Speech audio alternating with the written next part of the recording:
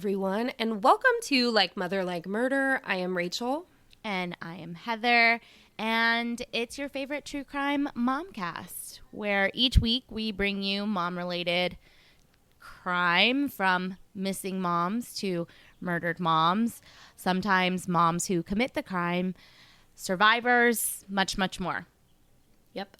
Today is not our normal case coverage, but instead we will be sharing about a few people who are currently missing from Kentucky.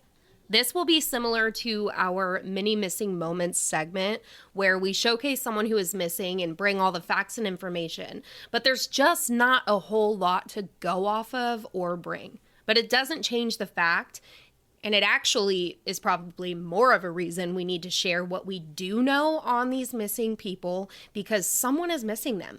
Someone is begging for answers. Someone is pleading with others to help in any way, and those that are missing deserve to be found and deserve to be brought home. So today we will be sharing about 3 women who are currently missing out of Kentucky. Kori Smith has been missing since May 6th, 2025 out of Nicholasville, Kentucky. It's said that she was last seen after work on the 6th, but never returned home and did not show up for work the following day. Kori worked at Swedish Auto in Nicholasville, and she lived in a nearby city called Paris. And the thing that immediately threw off those who know Kori is that she never went home to feed her cat, which is said to be completely out of character for her. Kori's sister Jamie said in an interview with Lex 18, a local news outlet, that, quote, "It's not something I'll ever be able to get over until we find her.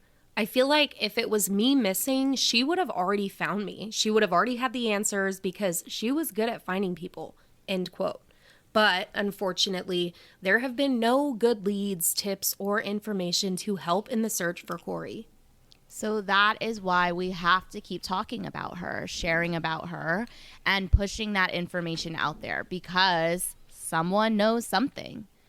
Kori was 49 years old at the time she disappeared, now 50, and was last seen off Normandy Court in Nicholasville, leaving work from Swedish Auto. She is a white female, approximately 5 feet 2 inches and around 145 pounds. She has long brown hair and brown eyes.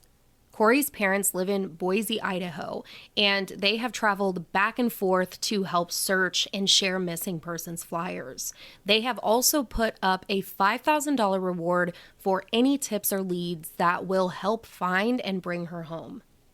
This family is searching for answers, so please help us share and support as much as you're able to. This case is still active and, unfortunately, is still unsolved. The Paris Police Department is leading the investigation with assistance from the Nicholasville PD. If you have any information, please contact the Paris PD at 859-987-2100 or the Nicholasville PD at 859-885-9467. And tips can be anonymous, so please, if you guys know anything about Kori's whereabouts or even the last day that she was seen, please, please, please contact law enforcement. No tip is too small. Help bring Kori home. The family has also created a GoFundMe. It will be linked in the show notes for you guys to go check out and see, if there's anything else you guys can do to help, even if you cannot afford to, monetarily support this family, you can share it. There are other things that you can do to help support this family, okay? Yes. So we have even less information on our next missing person, which is just heartbreaking. But we also have the sheriff department asking for assistance. Ashley Nicole Creason Matthews has been missing since March 15th or 16th. Dates vary based on the source. But a missing persons flyer said she was last seen on foot in the area of Summersville in Greene County, Kentucky. And that's really the information that we have on her disappearance. And that's where the local law enforcement comes in and is asking for assistance. They are asking for anyone in the Summersville area that has home security cameras, video doorbells, or any footage at all that could assist in locating Ashley Matthews to please come forward. So Ashley Matthews is described as being a white female, 5'3", around 120 pounds. She has hazel eyes, and sometimes she wears glasses. She has brown hair. In a post I saw on Facebook that says the video camera had picked up Ashley, it says that she was wearing an oversized t-shirt and sweatpants with vinyl writing down the side.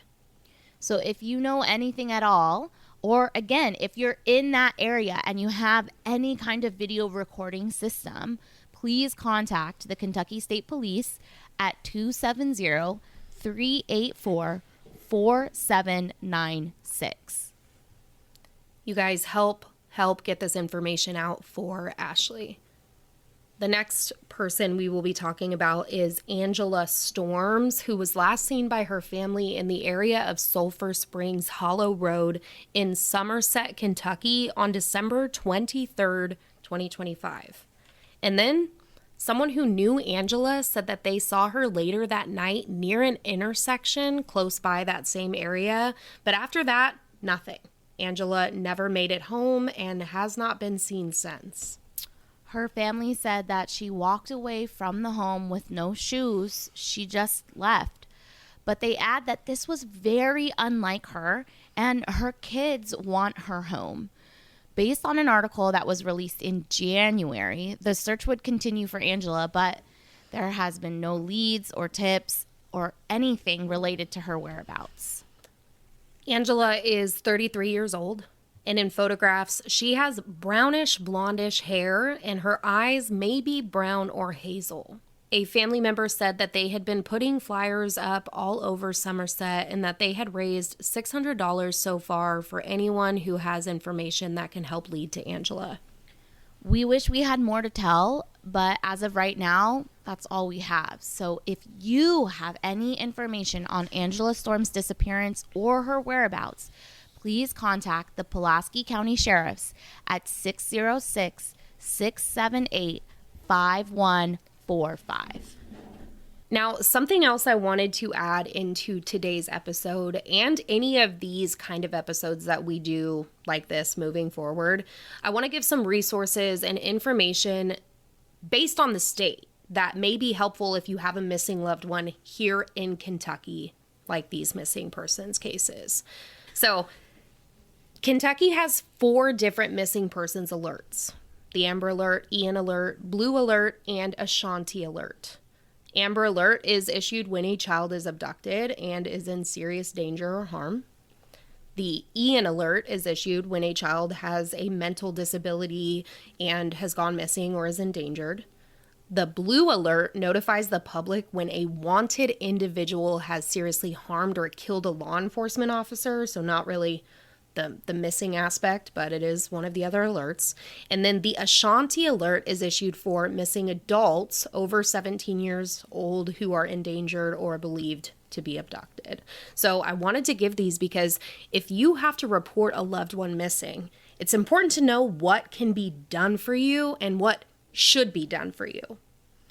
There's also a bunch of different websites and organizations that have information of missing people available, and you want to reach out to anyone and everyone to get your person's information out there. There's missingpersoncenter.org, missingandunsolved.com, and so many more, okay? You ultimately, the thing is to get as much out there as you can, every single place, so that you have all eyes looking for them.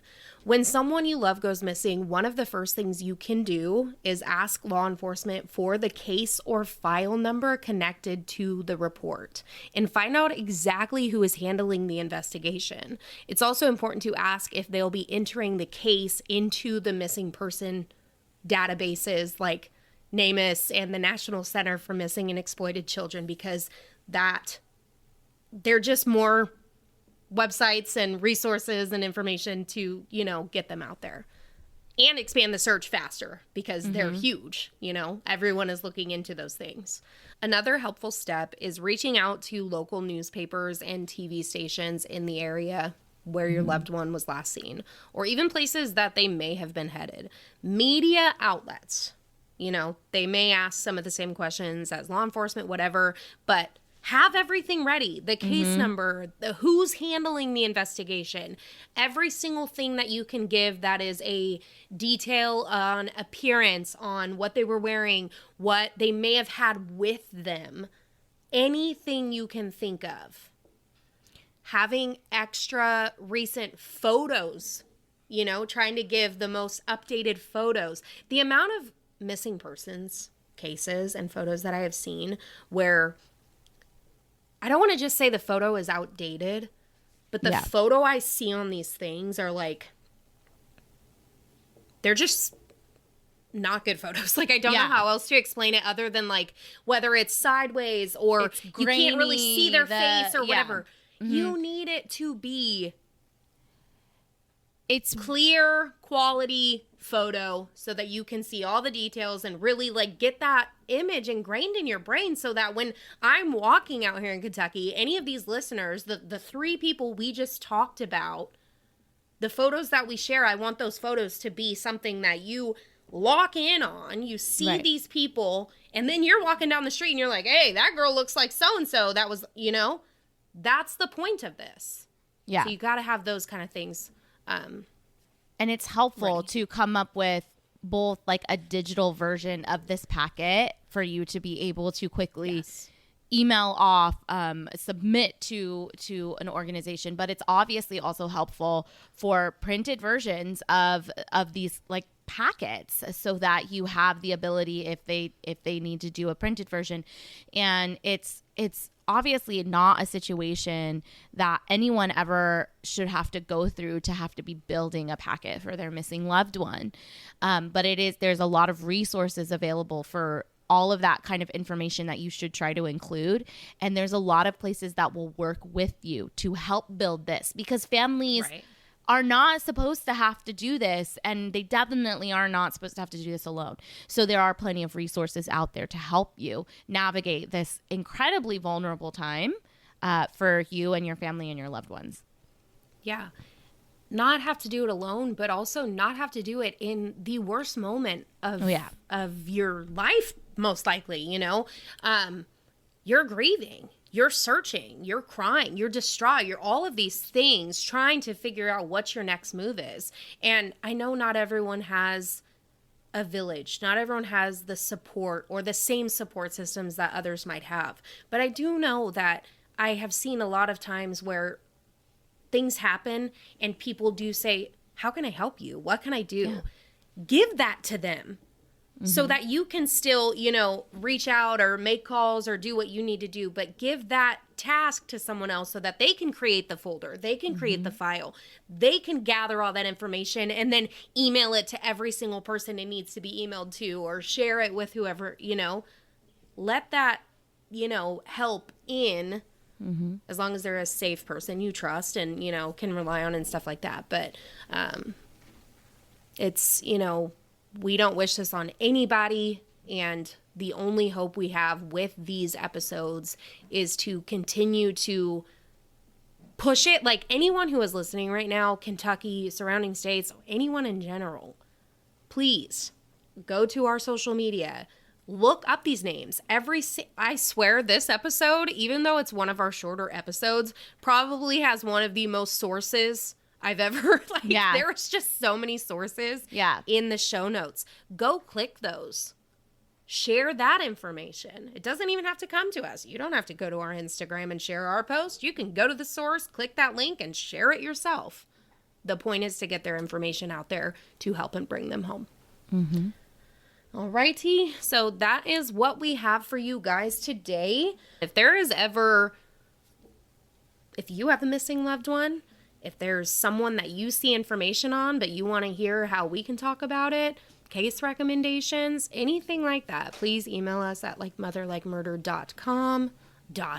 Nope. Just kidding, everybody. Like Mother Like Murder @gmail.com. There you go. And or reach out to us on social media. I try to be as active as I possibly can in those DMs. But that's it for today. You got anything else you want to add before we jump off this piece? No, just we appreciate you guys, tuning in to episodes like this. We know it's not our regular case structure, but we really believe in making sure to spread this awareness. So we appreciate you guys doing that with us and coming along on that journey. Yeah. There's power in numbers, and we've got some numbers here, and you guys are powerful, and it's all because of you guys. So yep, do the damn thing, you guys. All right, we will talk to you guys next week. Okay, love you. Bye. Okay, love you. Bye.